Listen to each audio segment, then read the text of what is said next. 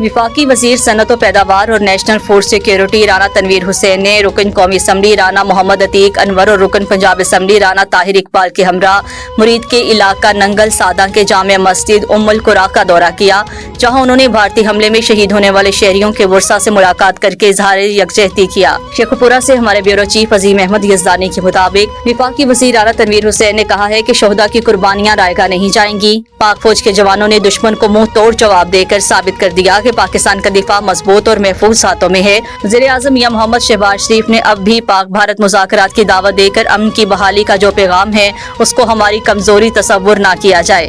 ہم جنگ نہیں چاہتے مگر کسی جارحیت کا منہ توڑ جواب دیا جائے گا۔